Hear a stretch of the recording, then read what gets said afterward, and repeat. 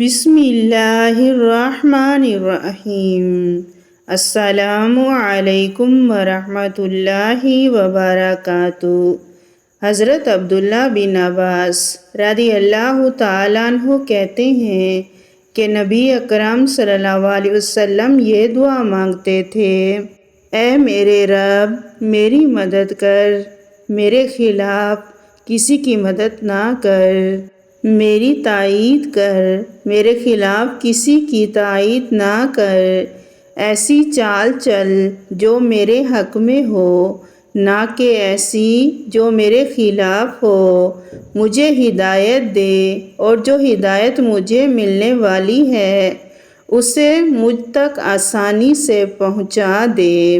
اس شخص کے مقابلے میں میری مدد کر جو مجھ پر زیادتی کرے۔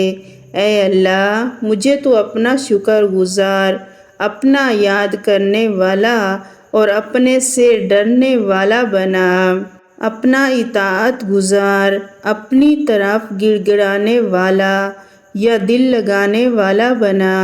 اے میرے پروردگار، میری توبہ قبول کر، میرے گناہ دھو دے، میری دعا قبول فرما، میری دلیل مضبوط کر، میرے دل کو سیدھی راہ دکھا، میری زبان کو درست کر، اور میرے دل سے حسد اور کینہ نکال دے۔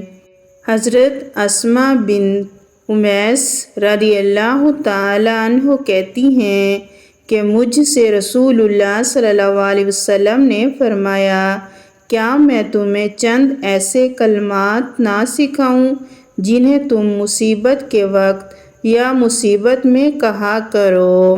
اللہ اللہ ربی لا اشرک بہ شیئا، یعنی اللہ ہی میرا رب ہے، میں اس کے ساتھ کسی کو شریک نہیں کرتی۔